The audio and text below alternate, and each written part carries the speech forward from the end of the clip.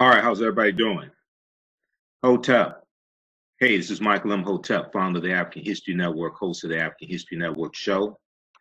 I'm a talk show host, researcher, lecturer, and writer. It is Sunday, November 25th, 2018, and we are live. We're broadcasting here on Facebook Live. Hope everybody's doing well.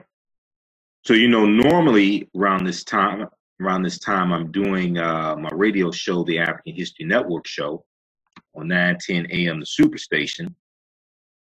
But because it's the holiday weekend, Thanksgiving Day weekend, the station is on hiatus, so they're just re-airing old episodes. Okay, so they're not live. So I'm broadcasting here. Okay, everybody, share this broadcast on your Facebook page. Invite your friends to tune in also. So I wanted to talk about this topic tonight. I've done, I think, 3 or 4 broadcasts dealing with Cindy Hyde-Smith, Senator Cindy Hyde-Smith out of Mississippi, and the special election, the special U.S. Senator election that's going to take place in Mississippi November 27th, Tuesday, November 27th. And because of comments, some comments that she has made, videos that have surfaced, her public hanging comments that surfaced on Sunday, November 11th, things like this, because of this, it has drawn national attention to this U.S. Senate race, okay, and to this special election. It's drawn national attention. So there's some updates in the story that I want to talk about. All right. So share this broadcast on your Facebook page, and we're going to share it here also. You can watch the broadcast that I did. I did them on YouTube. YouTube channel is Michael M. Hotep, IMHOTEP on YouTube. Okay, so you could go watch those broadcasts I did there.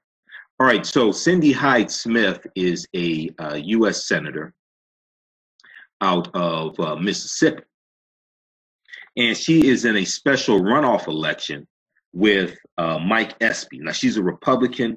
He is a Democrat, Mike Espy. Okay, Mike Espy is an African-American male. And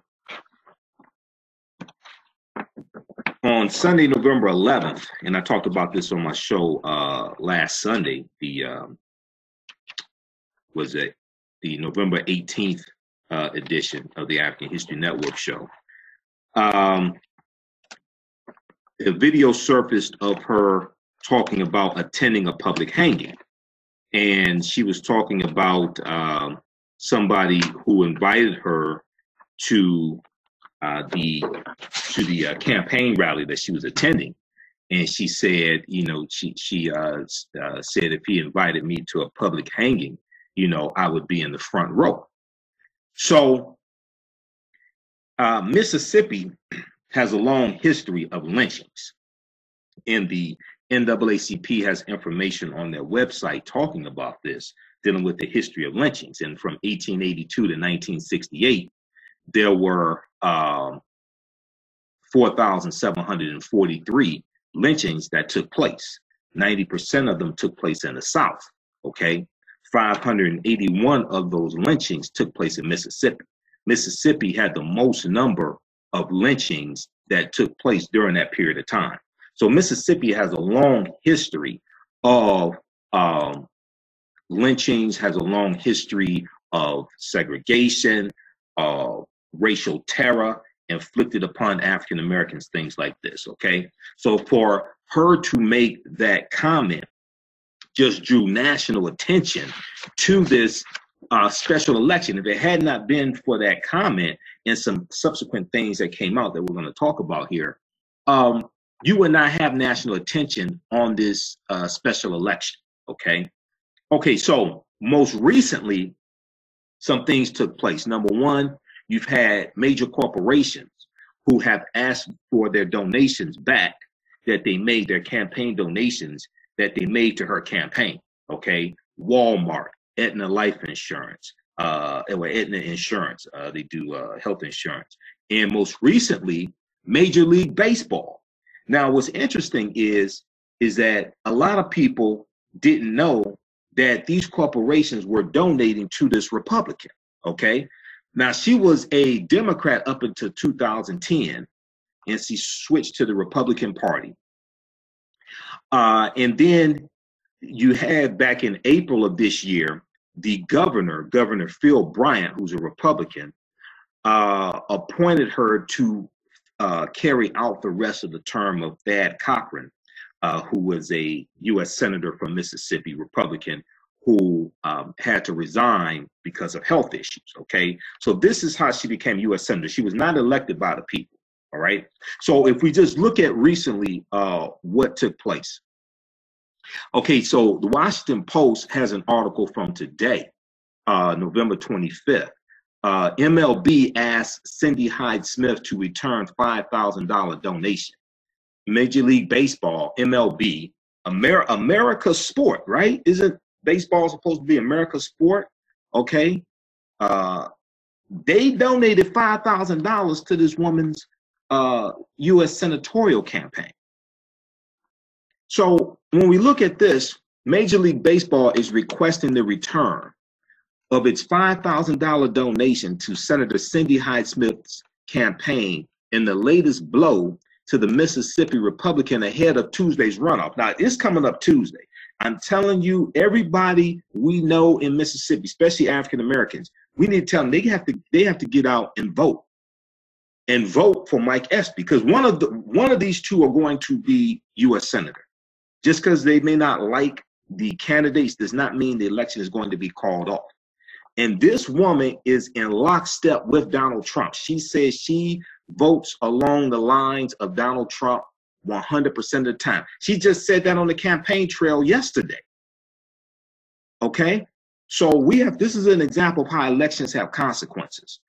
All right, so Major League Baseball spokesman Pat Courtney said in a statement that the donation, quote, was made in connection with an event that the Major League Baseball lobbyists were asked to attend, end quote, and that Major League Baseball had requested that it be returned. Now, Melissa Scallon, and you've heard me talk about Melissa Scallon in my previous broadcast dealing with Cindy Hyde-Smith. Melissa Scallon is, how's everybody doing? Can you all hear me okay on Facebook? Melissa Scallon is a spokeswoman for Senator Cindy Hyde-Smith's campaign, and she says she could not comment on the matter. Okay, now this article was posted at 1:53 p.m. today. It has not been updated. So apparently Melissa Scallon still can't comment on this matter. Now, news of the donation was first reported on Saturday, November 24th. Okay, Saturday, November 24th. By the political newsletter called Popular Information. So they broke this story, all right? And as we're going to go through, there are a number of different things that point to her views on segregation and her views on the Confederacy. Got to keep in mind, Mississippi is one of those former Confederate states also, okay? Mississippi is one of those former Confederate states that took up arms, seceded from the Union because they wanted to keep slavery in place, okay? And they fought against the Union, all right? And incidentally, a lot of people don't know this, but Mississippi did not ratify the 13th Amendment until 2013. Keep in mind, the 13th Amendment was ratified December 6, 1865 by the state legislatures, okay? But Mississippi did not ratify it until February 7th, 2013. I remember when this story broke, right? And you can Google this. If we look at the article from abcnews.go.com, abcnews.go.com, which is the official website of ABC, okay? Mississippi officially abolishes slavery, ratifies 13th Amendment. Mississippi officially abolishes slavery, ratifies 13th Amendment. This article is from February 18th, 2013, just 5 years ago. Here's what happened. Two medical school colleagues one an immigrant from India, the other a lifelong Mississippian, joined forces to resolve a historical oversight that until at that time, February 2013, until that month, had never officially been corrected. The oversight was no small one either. Until February 7th of 2013, the state of Mississippi had never submitted the required documentation to ratify the 13th Amendment, meaning that the state of Mississippi, until 2013, never officially abolished slavery. Now, people, this is not InfoWars. This is not conspiracy theory. This is verifiable fact. I remember when the story broke in February 2017 that the state of Mississippi had never officially abolished slavery because they never ratified the 13th Amendment in the state of Mississippi, okay?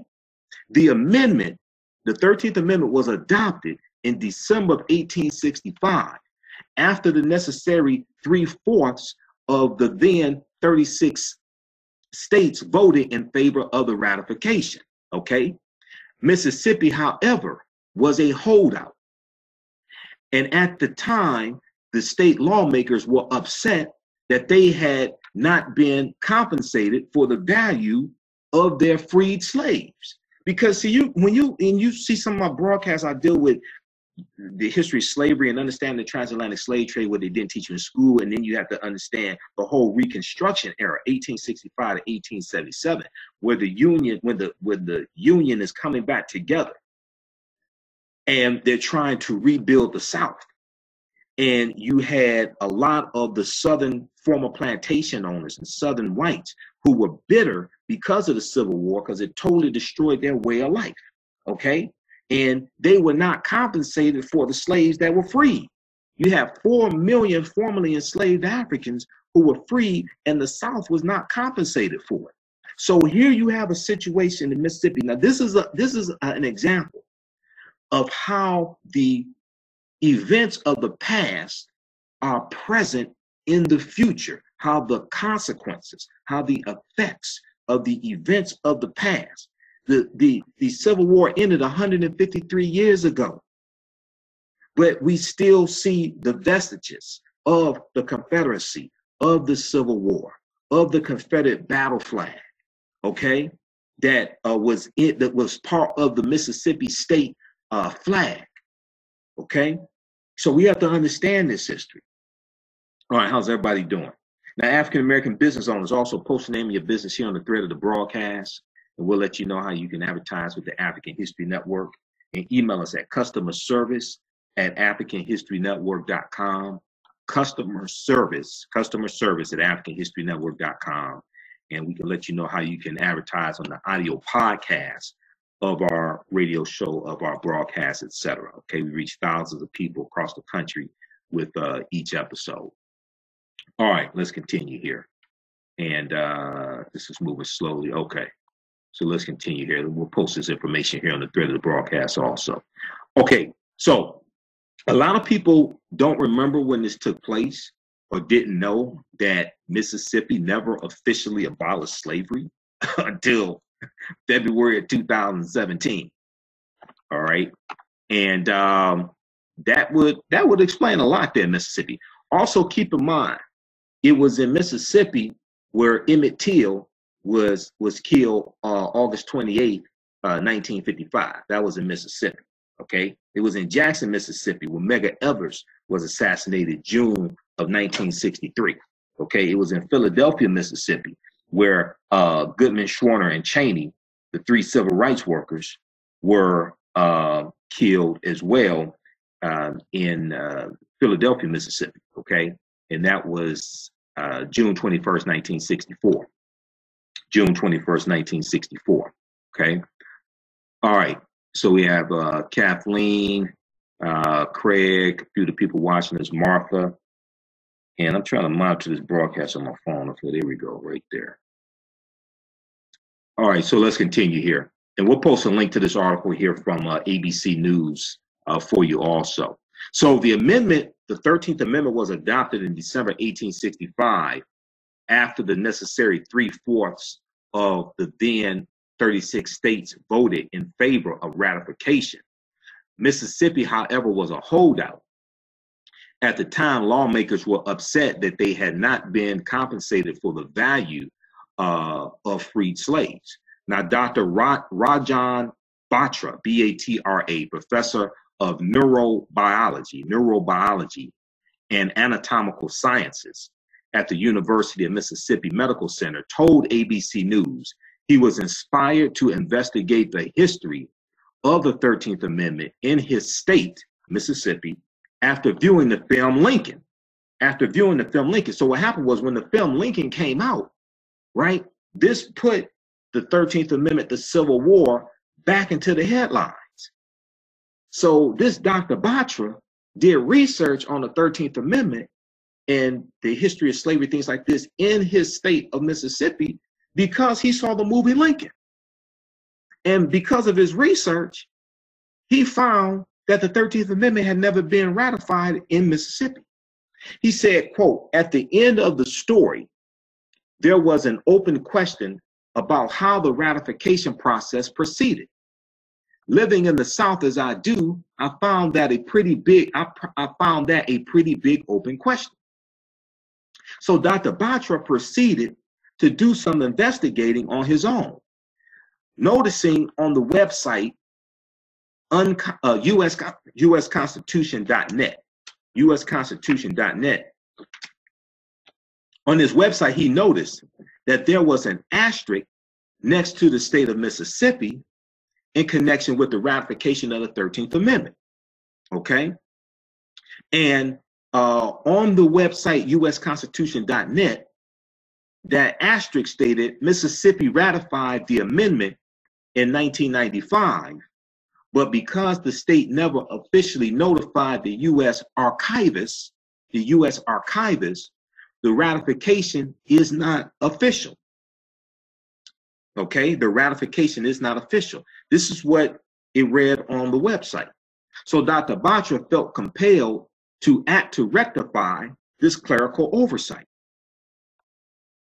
So he said, quote, "Mississippi gets a lot of bad press about this type of stuff, and I just felt that it is time that should be fixed. And I saw every reason that could be,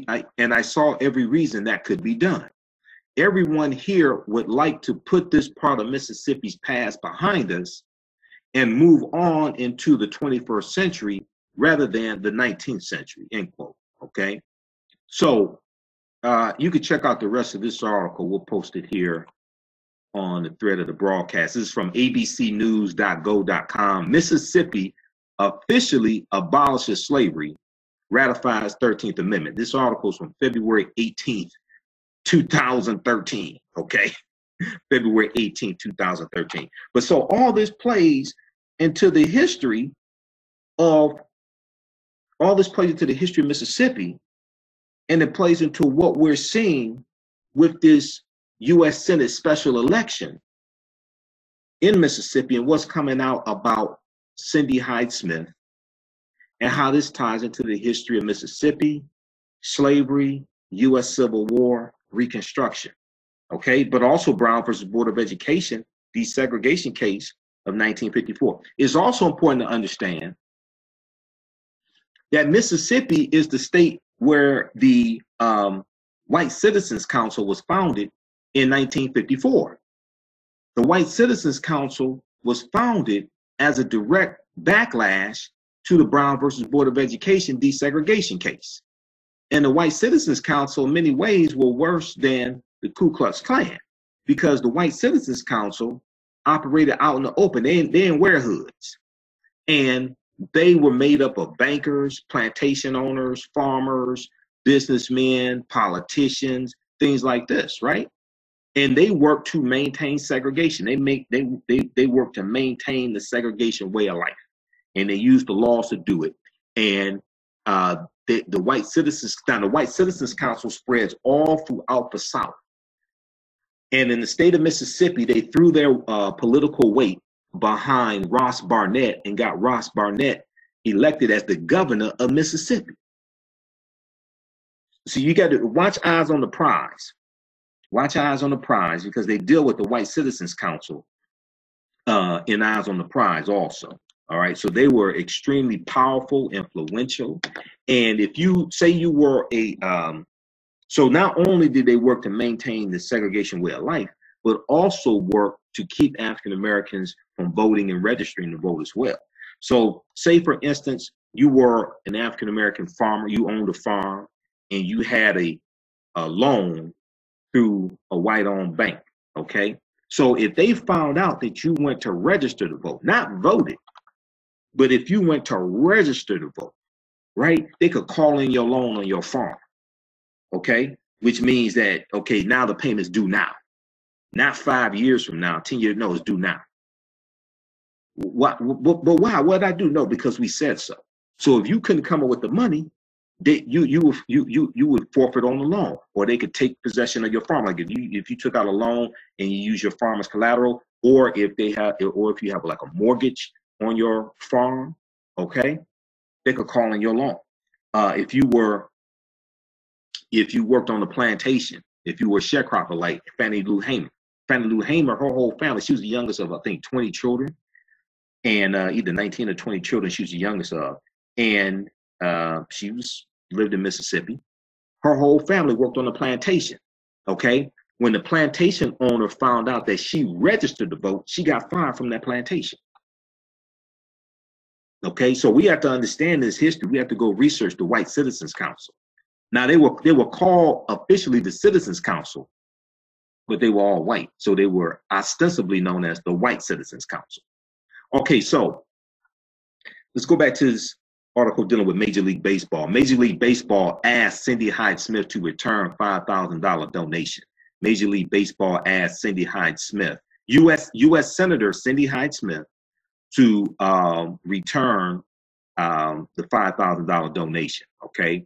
So news of this donation broke on Saturday, November 24th from the publication Popular Information, all right? Now, her spokeswoman, Melissa Scallon, said she can't comment on the matter. Cindy Hyde-Smith was appointed to the U.S. Senate.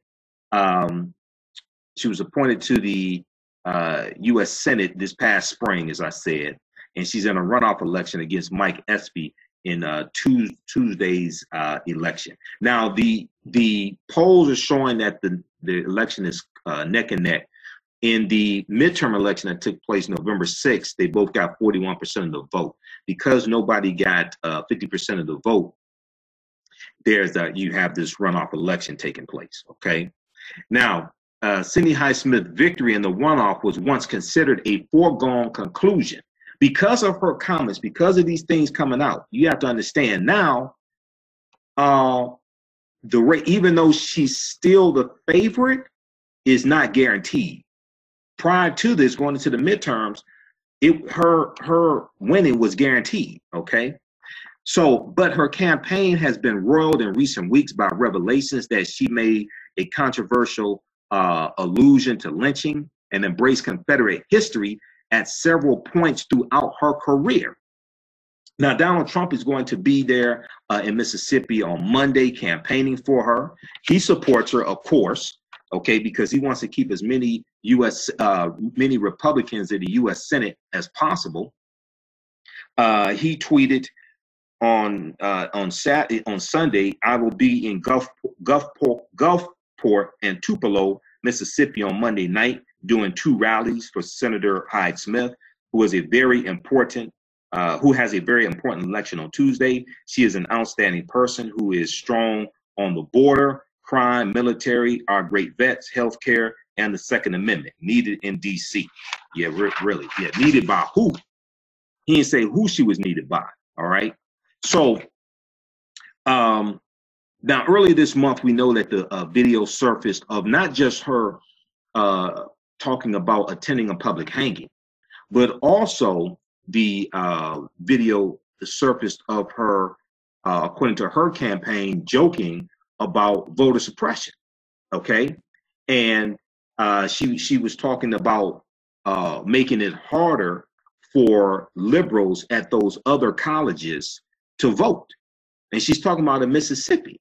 So when she's talking about making it harder for, she's talking about liberals attend those other colleges and making it harder for people at those other colleges to vote, then many people in Mississippi thinks that she's talking about HBCUs there in Mississippi.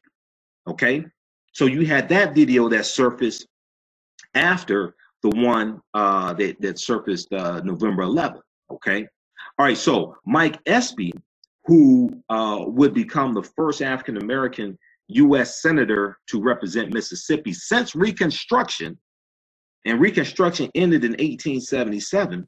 He called Senator Cindy Hyde-Smith's comments on public hangings reprehensible and said they had given our state another black eye that we don't need, quote unquote.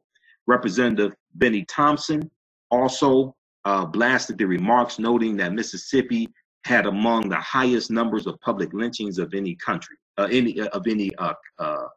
state in the country. Okay, now now you've had a number of other corporations who have come out and have asked for their campaign contributions to be refunded.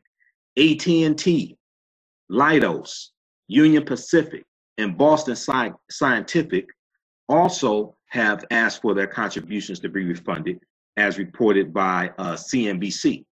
Walmart came out and asked for their contributions to be refunded as well.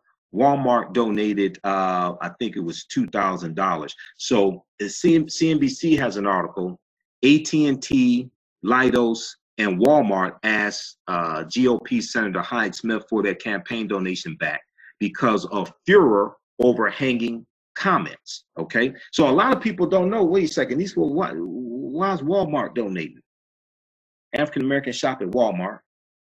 AT&T. Some of y'all watching right now on the AT&T phone. You watching? You may have an iPhone that has service with AT&T. You have AT&T internet service. Say, wait a second, why are these corporations we supporting this woman? And you study her policies, you study her positions. They are against African Americans. What's going on here? See, elections have consequences. So 5 companies so far have asked U.S. Senator Cindy Hyde-Smith of Mississippi, Republican, for their campaign contributions back on the heels of the furor of her public hanging remark. Meanwhile, private equity giant Blackstone Group declined to comment when CNBC asked if its CEO, Stephen Schwarzman, would seek the return of a $2,700 contribution he made to her campaign. Walmart, in a tweet reply to Will and Grace star Deborah Messing on Tuesday morning, this past Tuesday, said it, quote, completely understood her concern, quote unquote, completely understood her concern about the donation to Hyde-Smith. And that's behind the public hanging comment. Okay, Senator Hyde-Smith's recent remarks clearly do not reflect the values of our company and associates. As a result, we are withdrawing our support and requesting a refund of all campaign donations, end quote, Walmart tweeted. Well, I have a question for Walmart. At what point did you realize that her, so you say her comments clearly do not reflect the values of our company and associates? Why didn't you donate the money in the first place? See, this is a question I have for Walmart. Why did you donate the money in the first place? Did you look at her policy platform? So why did you donate the money in the first place?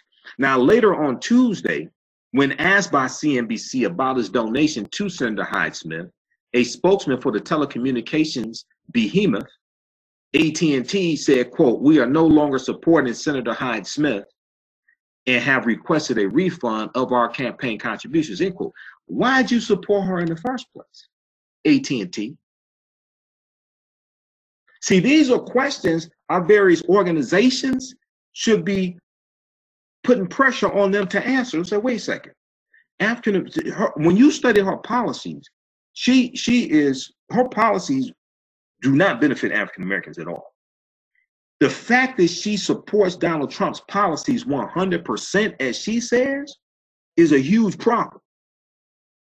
So when you have AT&T that, even though it's a small amount, but that means they support her. How, the question I would ask is, okay, if you donate money to her campaign, how else are you going to support her now and in the future? These are questions we should ask to these corporations. So AT&T contributed $2,000 to her campaign, and it was with $2,700 from how much was it from Walmart? I forgot exactly the amount from Walmart. May have been $2,700, something like that. I'll have to find it here. Now, the scientific research company Leidos, I guess that's how you pronounce it, Leidos, told CNBC on Tuesday, quote, "We have already requested a refund," and they said they contributed $5,000 to her campaign. Now, quote, "Remarks like those made by Senator Hyde-Smith are offensive and an affront to everything we stand for as a company. The money was sent before the remarks were public. If Leidos had been aware, we would not have made the contribution and are pursuing a refund of our contribution," end quote. So the question I would have for AT&T, Walmart, Major League Baseball, Leidos, and any of these other corporations, okay, now that you know what she said and you withdrew the money, you gonna support Mike Espy now, the African-American Democrat who's running? Her opponent, you gonna put your money behind him? Because see, if they don't put their money behind Mike Espy, if they don't take that same donation money and put it behind Mike Espy, then we really need to call those corporations out on the carpet and say, wait a second, Black people spend money with Walmart. You got you got the commercial running right now for Walmart. Let's get it started with African Americans in the commercial. We support AT&T. We buy iPhones. We have cell phone service from AT&T, internet service from AT&T. So if you're going to withdraw your economic support from Senator Cindy Hyde-Smith because of her public hanging comment, but then you're not going to put support behind Mike Espy, then we really have to ask the question, what's really going on there? Marvin Gaye, what's going on? Okay, so Senator Cindy Hyde-Smith's campaign did not respond to a request for comment, by the way. Now, this article here from CNBC, let's see when this article came out. Tuesday, November 20th. At the time, they had not responded, and they've updated the article. They haven't responded yet either. Now, also on Tuesday, a Facebook post from Cindy Hyde-Smith, who at the time was not U.S. Senator, a Facebook post made in 2014 resurfaced, showing her smilingly posing wearing a Confederate cap and holding a rifle. And rawstory.com has an article about this. Okay. Hyde-Smith, who took the photo while visiting the home of Confederate States of America President Jefferson Davis. Jefferson Davis was one of the biggest traitors to the country. Jefferson Davis was the president of the Confederacy. And when you look at Stone Mountain in Georgia, okay, where Stacey Abrams lost, and Stacey Abrams was about 18,000 votes short of a runoff election. When you look at Stone Mountain in Georgia, it's a huge mountain, and on the side of the mountain, there's carvings in the side of the mountain. It's a picture. It's a relief. There's carvings. Who do they have there? 3 Confederate heroes: General Robert E. Lee, P.G.T. Beauregard, and Jefferson Davis. They're honoring the Confederacy right now in Georgia with Stone Mountain. So you had the Facebook post from 2014 that surfaced of her posing with the Confederate, wearing a Confederate cap and holding a rifle. Cindy Hyde-Smith took this picture while visiting the home of Confederate States of America. That's the CSA, Confederate States of America, the Confederacy, President Jefferson Davis, and she wrote on Facebook, Mississippi history at its best, and a caption accompanying the image. That's Mississippi history at its best. Black people in Mississippi, I'm trying to tell y'all right now, 37% of the voting electorate in Mississippi is African American. I'm trying to tell you, you all got to get out and vote against this woman and vote for Mike Espy. I'm serious. Okay? Because this is what we have to understand. One, your taxpayer dollars are going to pay for her salary. I don't know if people really realize this. Your taxpayer dollars, especially those in Mississippi, your taxpayer dollars are going to pay for her salary, number one. Two, the policies that she votes for, the bills that she writes, the policies she votes on, who's going to pay for those policies? Taxpayers. I guarantee you, the overwhelming majority of those policies are not going to be beneficial for African Americans.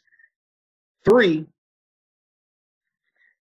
if the House of Representatives draws up articles of impeachment against Donald Trump, which most likely they will after Robert Mueller releases his report on the Russia investigation, obstruction of justice, he's probably investigating Donald Trump and money laundering as well. But based upon Article 2 of the U.S. Constitution, the responsibility to impeach the president, draw up articles of impeachment, falls on the U.S. House of Representatives. So they and because Democrats have taken control of the House of Representatives, and the new Congress gets sworn in January 3rd, they're going to be launching a number. There are about 85 investigations that the House Democrats can launch. But they will most likely drop articles of impeachment against Donald Trump. The trial is held in the U.S. Senate. Who are the jurors? The U.S. senators. It takes 2/3 of the U.S. Senate to convict the president of impeachment, and that does not mean that the president will be removed from office. Just in general, it depends upon the severity of the offense. Okay, he should be removed from office. Oh, absolutely. There's overwhelming evidence. There are a number of reasons why. Okay. But yeah, he absolutely should be removed from office. There are a number of conflicts of interest, ties to Saudi Arabia, being manipulated by Russia. There are a number of different things. Okay. So you want Cindy Hyde-Smith voting on whether or not Trump should be removed from office, or Mike Espy? The U.S. Senate also confirms Supreme Court justices. You want Cindy Hyde-Smith voting to confirm a Supreme Court justice, or do you want Mike Espy? Because Trump nominates Supreme Court justices. The U.S. Senate also votes to confirm federal judges. When Trump came into office, there were about 107 vacancies in the federal courts for federal judges. Why? Because Mitch McConnell and Republicans blocked President Obama's nominations in the last 2 years of Obama's tenure. They blocked, when they took control of the U.S. Senate, I think it was 2014, the Republicans won control of the U.S. Senate. They blocked his federal bench nominations. So this left about 107 vacancies. Trump has done something like 145 nominations to the federal bench. And he's totally changing the landscape of the federal bench, because he's nominating a lot of very young, ultra-conservative white males, overwhelmingly white males. And a lot of them just totally unqualified. So you want Cindy Hyde-Smith voting on Supreme Court nominations, or you want Mike Espy? See, so when people think that, oh, well, it's a senator in Mississippi. I don't live in Mississippi. I live in one of the other 49 states. That doesn't have anything to do with me. You obviously do not understand how the U.S. Senate works. You obviously do not understand how the U.S. Senate works. All of the U.S. senators impact us. All of the U.S. senators impact us, and there's only 100 of them. U.S. senators also confirm cabinet nominations by the president, okay? Meaning Department of Education, attorney general. They're going to have to confirm an attorney general. This fake one that Matthew Whitaker, he's illegal. They're going to have to confirm an attorney general, and he's only there for 210 days. Okay, Department of Homeland Security, and you're going to have you're going to have some shakeups. You're going to have this Department of Homeland Security director. She's probably out. You're going to have, you see EPA. All those are confirmed by the U.S. Senate. Okay, so in addition to AT&T, Leidos, and Walmart, two other companies, Union Pacific and Boston Scientific, had already asked for their money back this past Monday. All five companies acted after corporate contributions to the GOP incumbent were highlighted by the news site Popular Information, whose article about the donations were tweeted by Deborah Messing. Okay, so what it seems like is it wasn't the public hanging comment that caused them to ask for their money back. What it appears is that when it was exposed that these corporations made donations to the public hanging woman, then that's when they said, oh, we want our money back. Once it was exposed that they made donations, meaning that the video of her making those comments about the public hanging, that came out November 11th, and then Monday, November 12th, she had a press conference, right? So that was out there, and that was nationwide news. That's not when they asked for their donations back. They asked for their donations back when it was exposed that these corporations made donations to the public hanging woman. That's when they said, "Oh, okay, oh, no, we can't have this." All right, all five companies acted after corporate contributions to the GOP incumbent were highlighted by the news site Public Information, whose article about the donations was tweeted by actress Deborah Messing. Okay. And Deborah Messing she tweeted here, they have her tweet here. After lynching comments, Walmart donates to Cindy Hyde-Smith, Popular Info. She puts the link to the article there. Okay. So then that drew negative attention because these corporations are publicly traded, most of these. They're publicly traded, if not all of them, that gave donations. Major League Baseball is not publicly traded that I know of. So they don't like negative publicity like this. It affects their stock price. Federal elections filings revealed that Walmart had contributed $2,000 to the campaign of Cindy Hyde-Smith. He had $2,000. That contribution reportedly was made November 18th, around a week after the first report that Cindy Hyde-Smith had talked about attending a public hanging. Okay, that's when Walmart made it. Walmart, look at this. How many of y'all shopped at Walmart? I rarely shop at Walmart. Walmart made the donation to her campaign on November 18th, a week after the video surfaced of her talking about the public hanging. What's up with that, Walmart?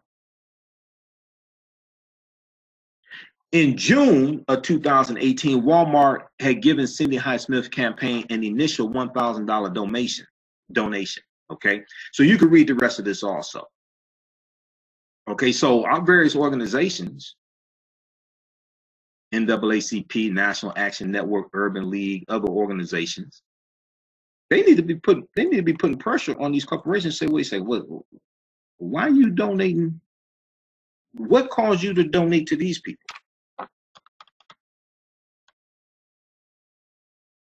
Maurice said, I can't stand Walmart. Okay. All right. Okay. All right. So so we just posted that link on the thread of the broadcast. That's an article from CNBC.com. Okay, the business channel, NBC's business channel. AT&T, Leidos, and Walmart asked GOP Senator Cindy Hyde-Smith for their campaign donation back because of furor over hanging comments. Okay. The real problem was it was exposed that they gave the donation, and then they received backlash from giving the donation. and exposure. So now they said they wanted the money back. Walmart gave the money. Walmart made their donation a week after the video came out, and the video went viral of her talking about attending a public hanging, and I'll be on the front row.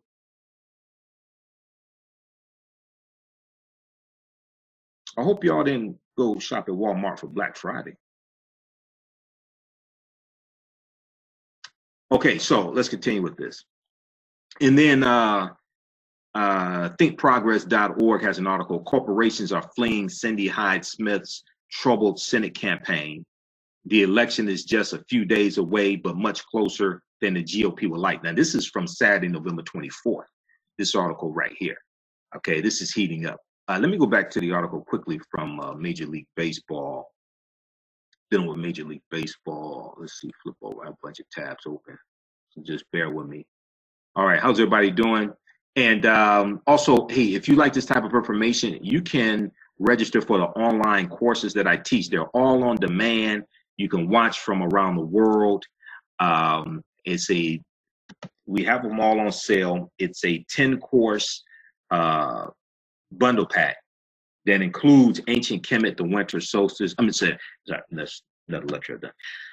It includes ancient Kemet, the Moors, and the Ma'afa, understanding the transatlantic slave trade, what they didn't teach you in school. That's a 14-hour, 7-session online course that I've done. Deals with understanding the transatlantic slave trade. Deals with thousands of years of history. Deals with the 800-year occupation of Europe by the Africans known as the Moors. Also, that's available at AfricanHistoryNetwork.com. AfricanHistoryNetwork.com. It's all on demand. Watch at your own pace. Okay. All the classes are taught by me. And it also includes Great African Women in History, the Mothers of Civilization, an online class I did dealing with the film Black Panther, and some other ones in there as well. It's on sale $60, regularly $130, okay? And we posted the link here. That is ancient Kemet, the Moors, and the Ma'afa, understanding the transatlantic slave trade, what they didn't teach you in school. It's a 10-course online bundle pack that we have, all right? And also, you can donate to the African History Network if you like this type of information. PayPal.me/the AHN show. PayPal.me/the AHN show. Okay, that helps us to keep doing the research, stay on the air, broadcast our Sunday night radio show that we normally do on 9-10 a.m. at Superstation, pay the bills, etc. All right. Okay, let's continue. All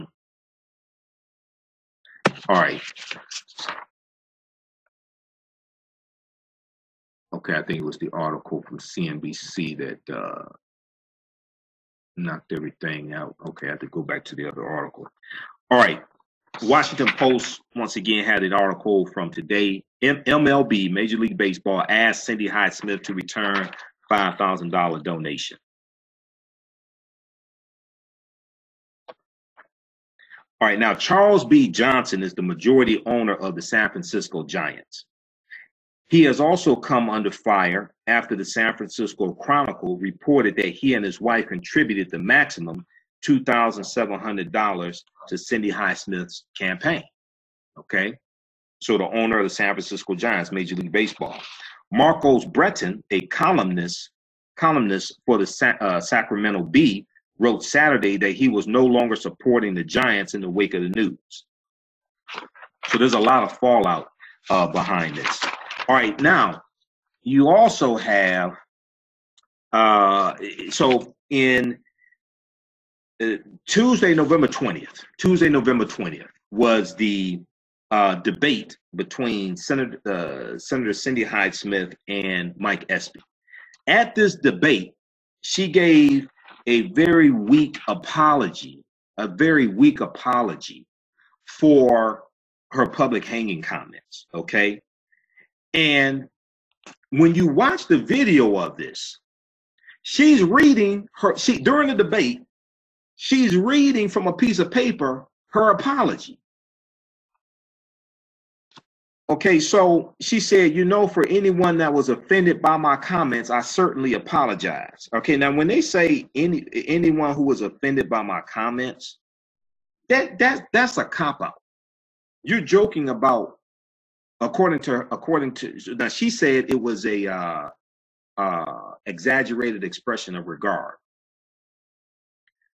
But you're up here talking about a public hanging in a state that had the most lynchings from 1882 to 1968, 571, 581, I should say, 581. So when you say, for anyone that was offended by my comments, I certainly apologize. No, what you should say is, I know my comments offended people, and I apologize for that. Not for anyone that was offended by my comments. She went on to say, there was no ill will, no intent whatsoever in my statements. I have worked with all Mississippians. It didn't matter their skin color, type, their age, or their income. That's my record, okay? Then she went on to say, that her words were twisted. Okay, she said this comment was twisted, was turned into a weapon to be used against me, a political weapon used for nothing but personal and political gain by my opponent. That's the type of politics that Mississippians are sick and tired of. Well, nobody twisted your words. This is what you said. Okay, and this is what Mike Espy responded. He said, well, no one twisted your comments because your comments were live. You know, they came out of your mouth. I don't know what's in your heart, but we all know what came out of your mouth. Okay, so nobody twisted her words. This is what she said. Okay, so that was an interesting debate that took place as well. All right, so check that out also. Mississippi Senator Cindy Hyde-Smith apologizes to anyone offended by comments about public hanging, as opponent Mike Espy says she gave the state a black eye. So yesterday on MSNBC, on the campaign trail, one of the reporters from MSNBC caught up with her because she's going through a little bus tour. I heard a bus broke down today. Imagine that. Maybe that's foreshadowing the future. But he asked her, he said, you know, you had a question about your apology. What exactly was it that you were apologizing for? And she said, I'm just apologizing to anybody I've ever offended. He said, but what was it that you said was offensive? She said, well, you have to ask them. So this is a very insincere apology, okay? It's a very empty or vapid apology, using the term from our sister Stacey Abrams in Georgia. All right, let's continue. Now, if we look at rawstory.com and we look at the Segregation Academy.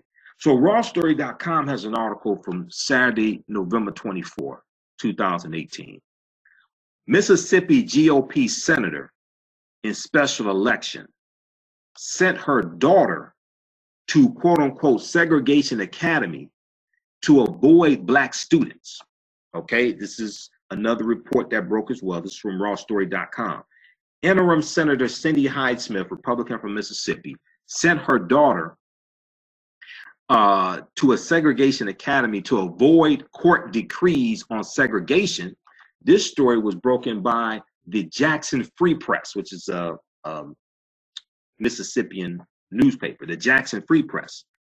Cindy Hyde-Smith is facing former Agriculture Secretary Mike Espy. Mike Espy was in the Bill Clinton administration as Agricultural Secretary of Agriculture. So they're in the Tuesday runoff, November 27th.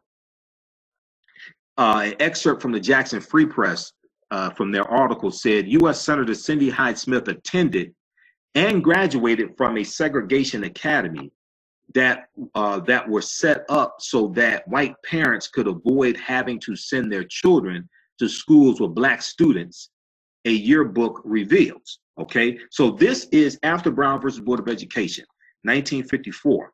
You're going to have that. Now, when Brown versus Board of Education is passed in the state of Virginia, the governor of Virginia shuts down schools for the rest of the year because they didn't want to desegregate. And you're going to have, throughout the South, you're going to have a lot of new private schools. This is going to spark the rise of the private schools with that, and you have to pay tuition. And this was a way for white people to segregate the schools and navigate around Brown versus Board of Education because they did not want their children going to schools with African Americans. So you have a lot of private schools that are going to arise, and they're tuition based, and this excludes African Americans based upon economics. But in 1969, the U.S. Supreme Court, there was a U.S. Supreme Court case that was forcing Mississippi to desegregate the schools because they didn't want to do it. So 69, 70, into the 70s, you're going to have a lot of new private schools that are going to open up in Mississippi specifically. Okay, so the Jackson Free Press reported the photo and the recently appointed Republican senator's attendance at one of the many private schools that was set up to bypass integration adds historic context to comments she made in recent weeks about a quote-unquote public hanging that drew condemnation from across the political spectrum, end quote. Now, the Lawrence County Academy opened after a Supreme Court decision ordered Mississippi to stop slow walking integration. Quote, "It is no coincidence that the academy Senator Cindy Hyde-Smith attended opened in the very year after the highest court's ultimatum, as did others around the state." Okay, the legislature even approved private school vouchers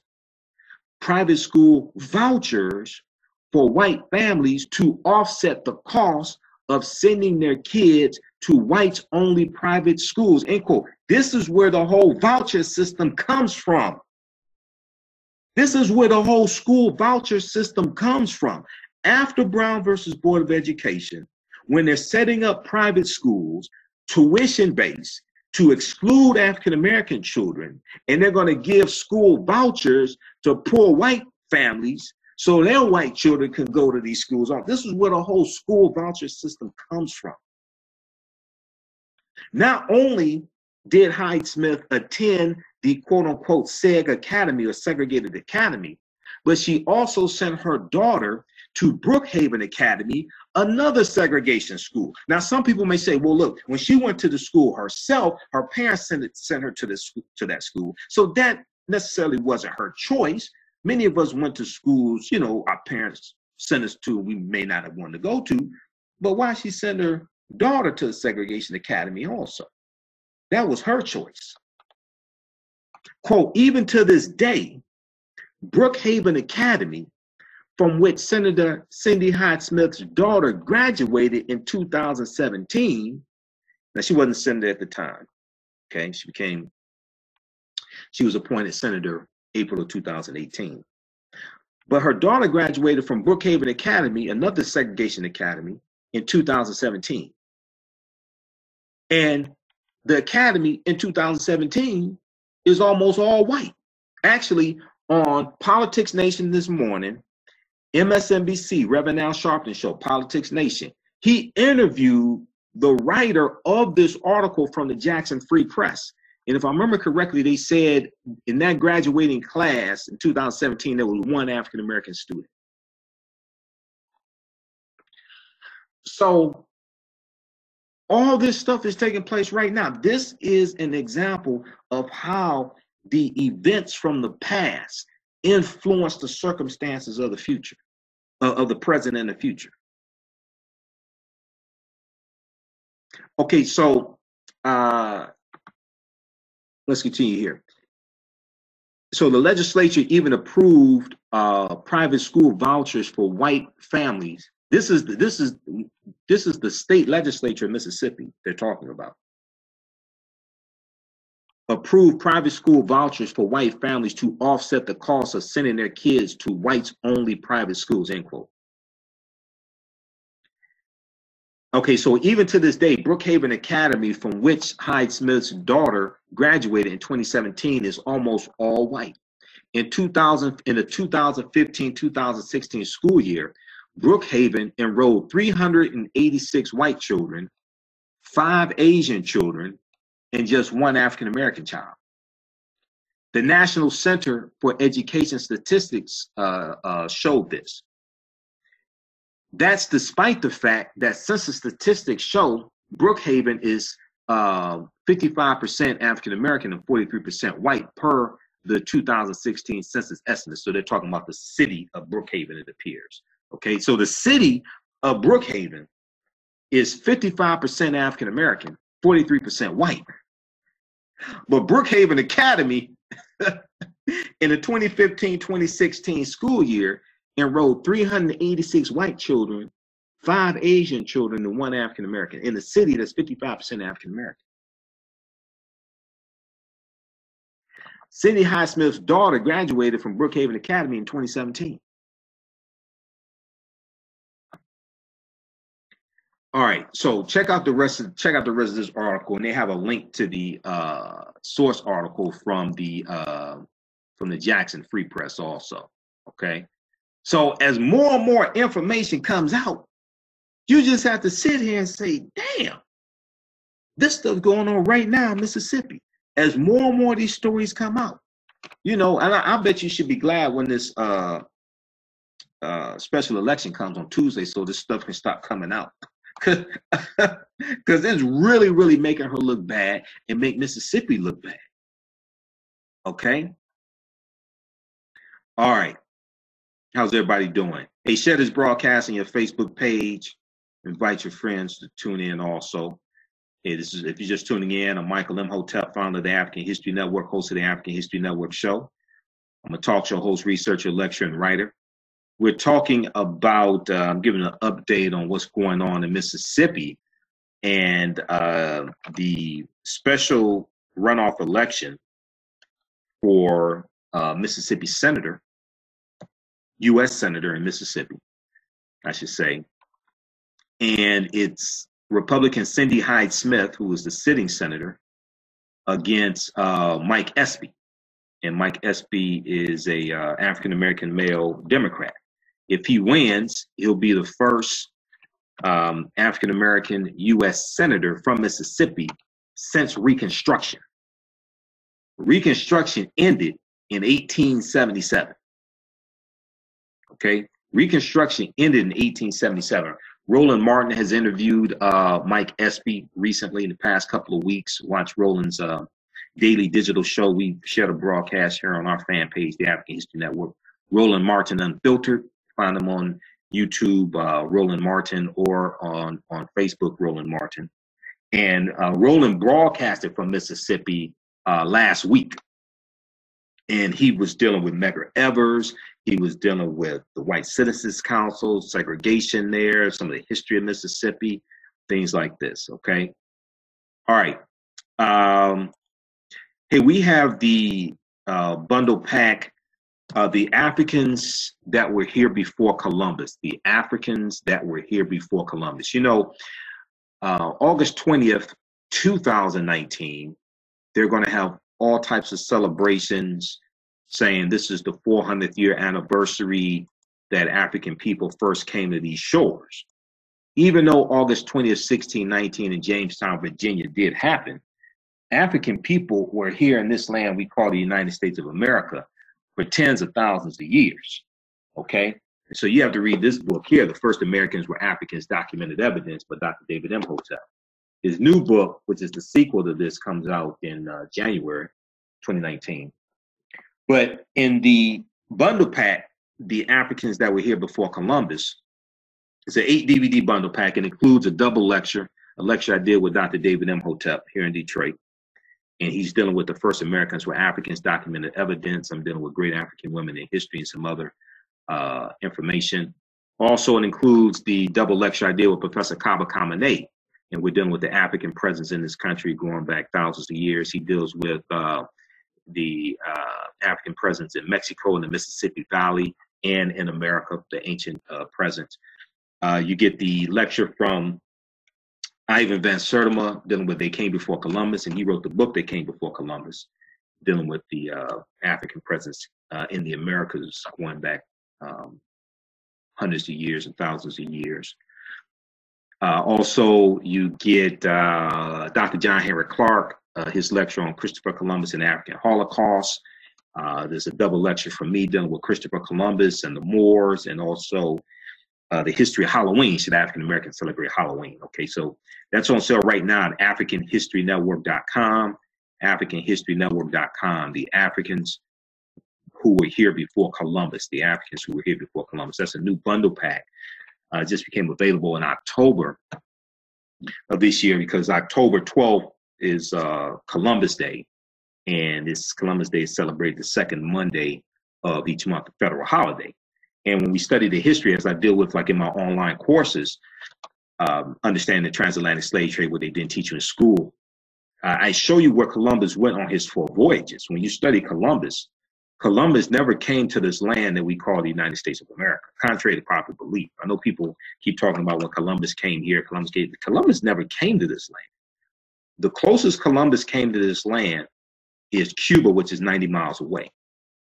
Okay? When you look at where he went on his 4 voyages, starting August 3rd, 1492, when he set sail on the Nina, the Pinta, and the Santa Maria, he went into the Bahamas, Panama, Honduras, Puerto Rico, Cuba, Jamaica, Haiti. He goes into places like that. He never came to this land we call the United States of America.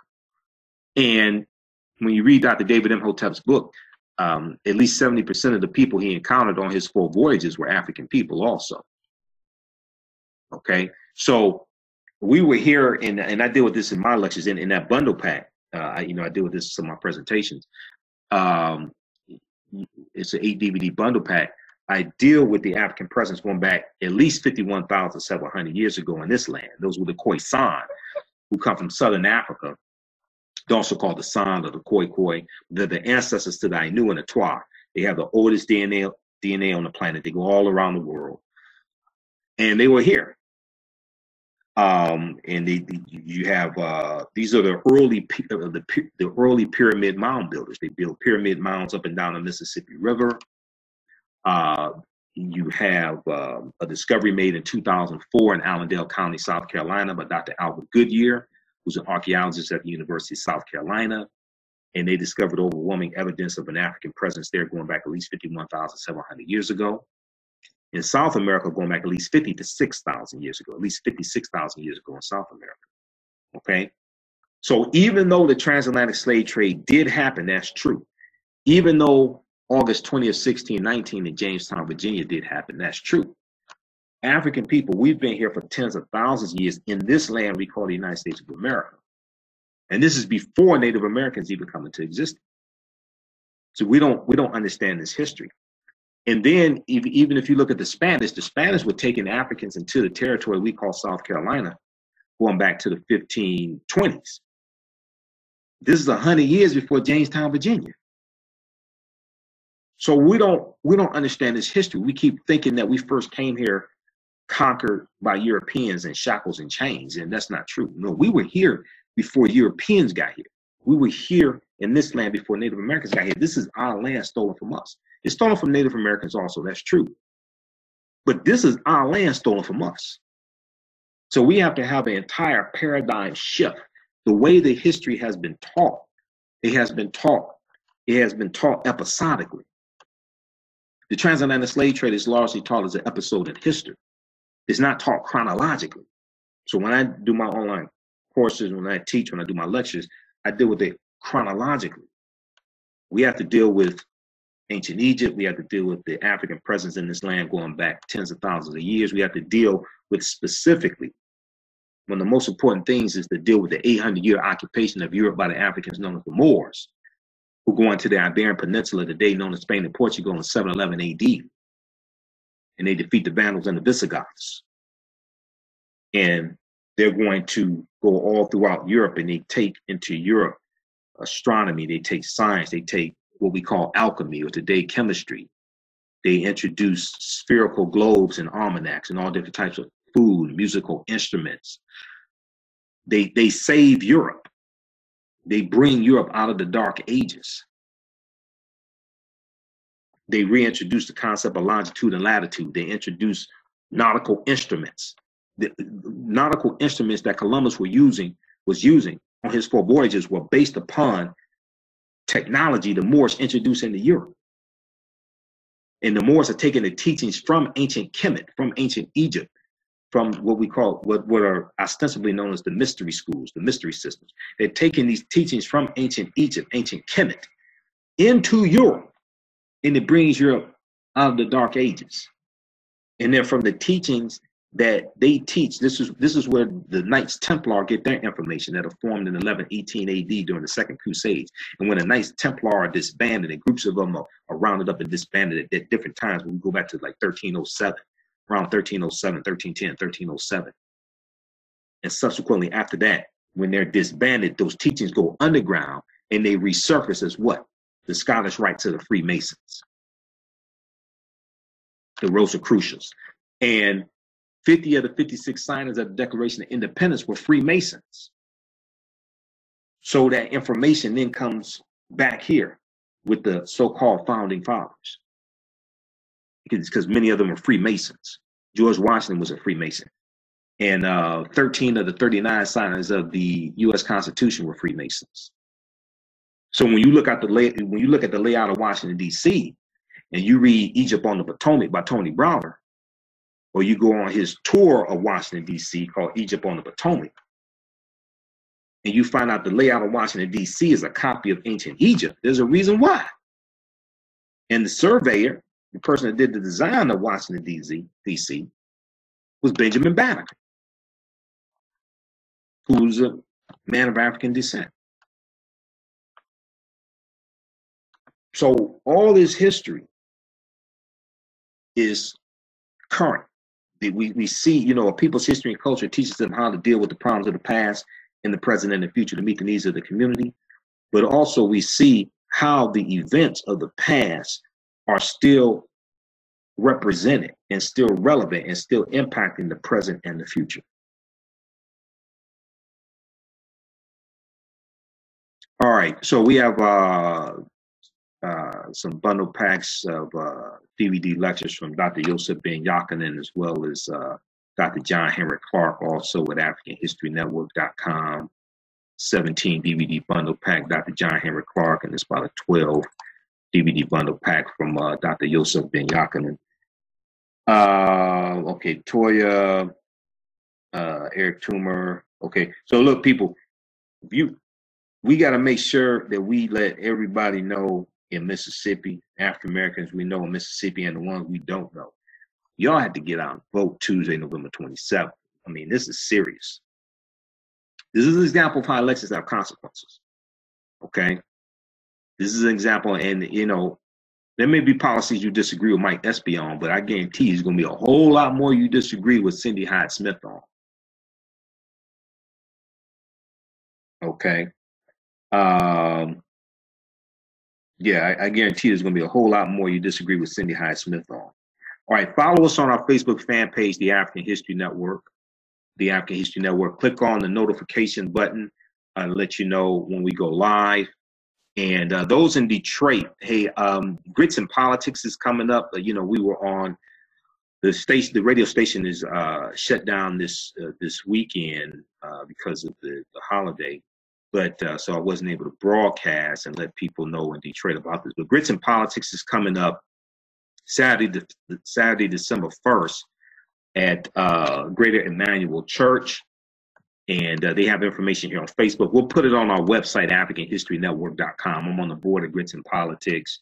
And what we're going to deal with is it's going to be a midterm election analysis of what happened, especially in the state of Michigan with the elections, and like, what are the next steps? Okay, what are the next steps? There's also going to be a meeting of the Michigan Black Democratic Party,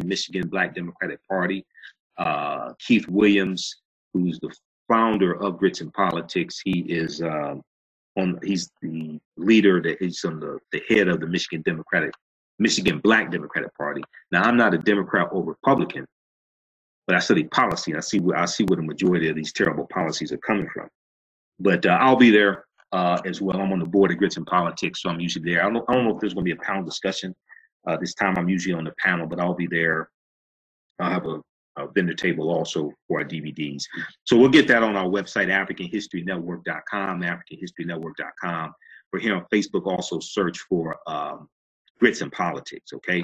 African American business owners, hey, post the name of your business here on the thread of the broadcast. And you can advertise with the African History Network. Email us at customerservice@africanhistorynetwork.com, customerservice@africanhistorynetwork.com.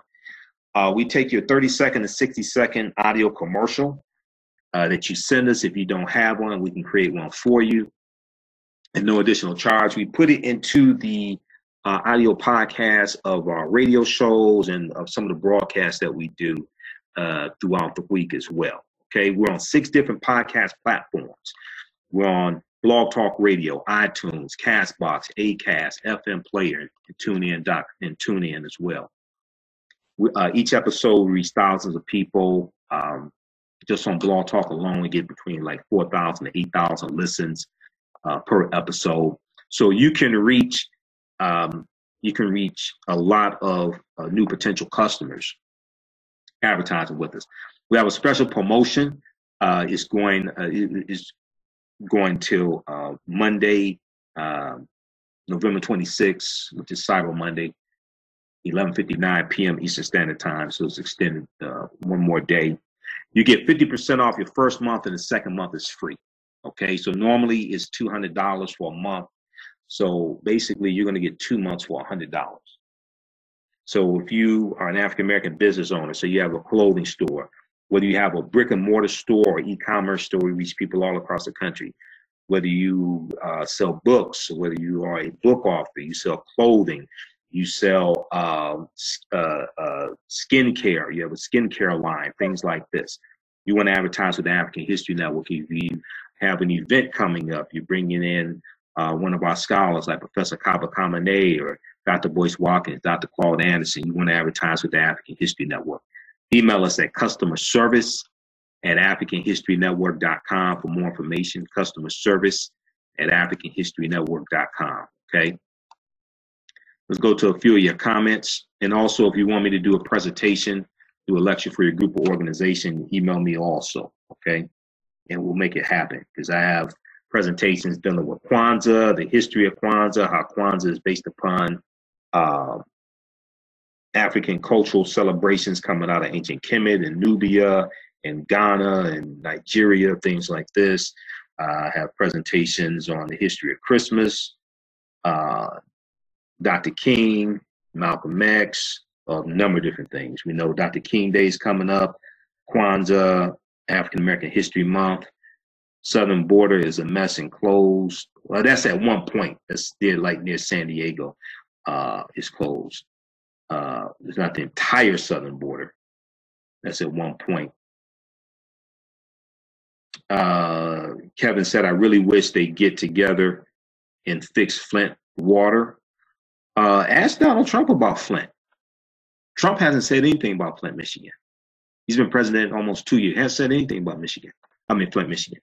No skin bleaching products. Yeah, I did a presentation. I did a broadcast dealing with Black China going to Nigeria to promote the White Tenacious skin bleaching line. Watch that, okay? And we uploaded it here to Facebook. I did it on YouTube. We uploaded it here to Facebook. I have to do an update because she went there today, and there was some type of altercation. But come to find out, she doesn't even use the product. See, because it was reported last week that she's been using the product for a few years. Come to find out, that's a lie. She doesn't even use the product. And she's going to Nigeria to market a skin bleaching, skin lightening product to Nigerian women. That's shameful. That's disrespectful.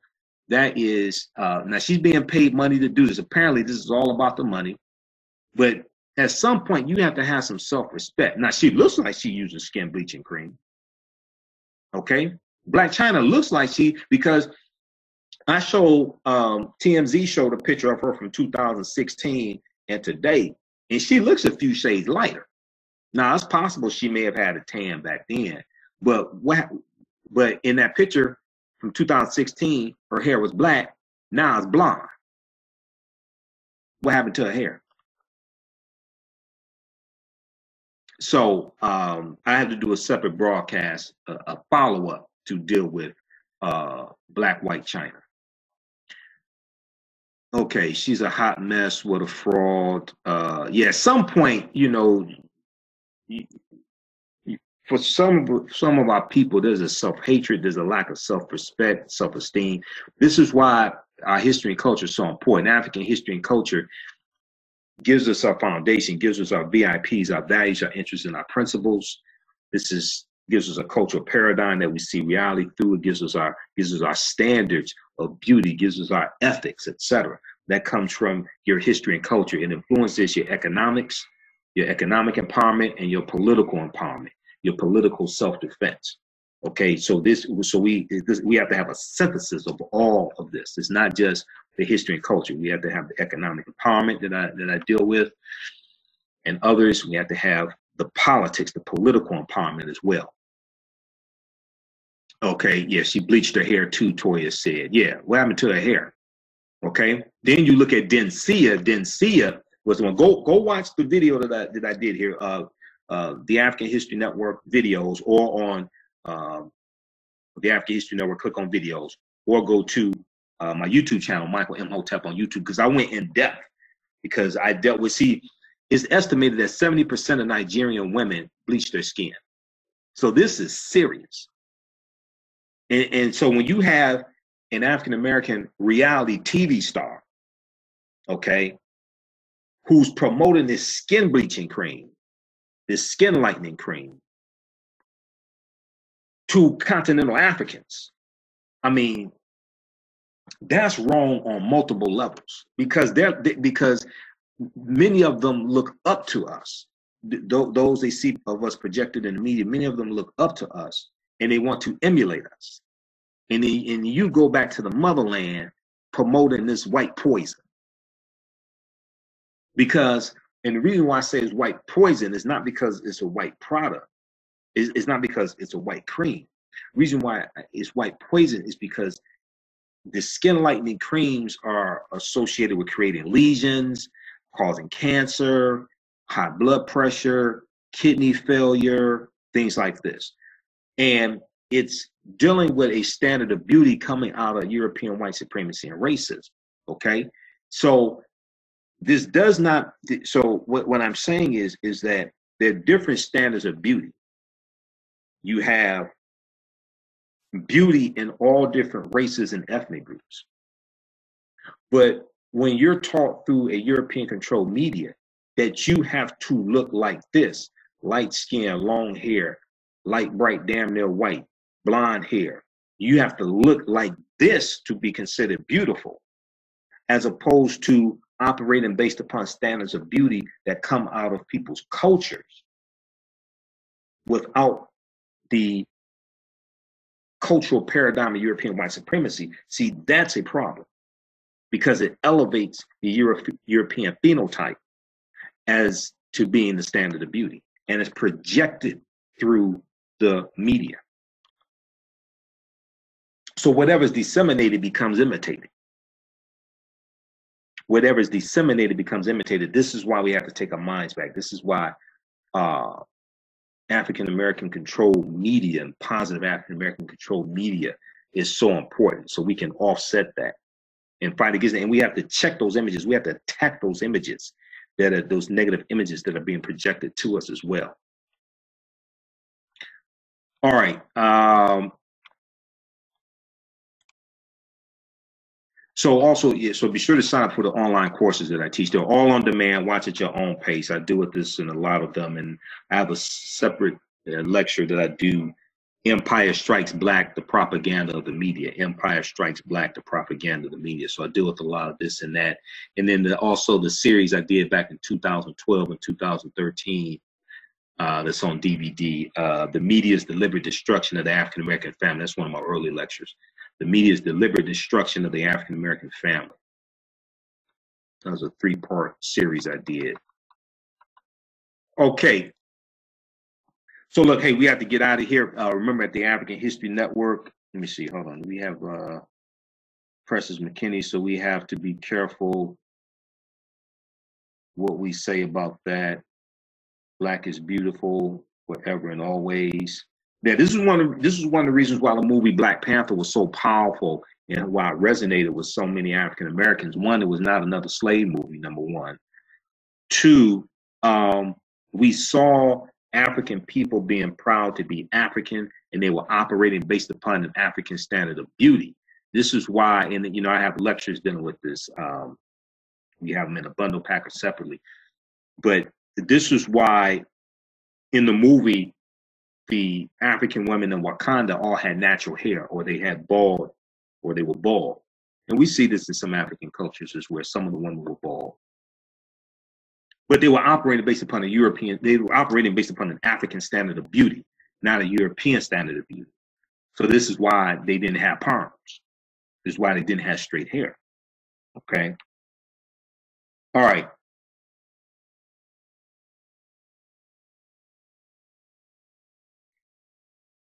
Yes, brother Teach. Toya said, Eric Tuma, that was a great video, and the depth of it was real. I'm praying for our Nigerian sisters and sisters, period, doing this. She bought her hair, Precious said. Yeah, well, there are pictures of her with the shorter, like shoulder length blonde hair. And then there are pictures of her like today in Nigeria with the blonde hair past her behind. Now that's definitely fake. I don't know why. I don't, but we are all trying to recover. We're all going through a 12-step process trying to recover from the side effects of white supremacy. This is what we have to understand. African Americans, we're going through a 12-step process trying to recover from the side effects of white supremacy and being stripped of our history and culture, which acts as an immune system, which helps to protect us from those things coming in trying to attack us. Okay. All right. So, okay, we have to get out of here. Remember, at the African History Network, we focus on educating, empowering, and inspiring people of African descent throughout the diaspora and around the world, because right now it corrects wrong behavior. What you do for yourself, what you do to yourself, and what you allow other people to do to you and get away with is based upon what you think about yourself. What you think about yourself is based upon what you have been taught about yourself. What you've been taught about yourself is based upon everything you've read, heard, and seen about yourself. Okay? Remember, at the African History Network, we focus on educating, empowering, and inspiring people of African descent throughout the diaspora and around the world. Wakanda forever. It's not over till we win. We'll talk to you next time. Peace.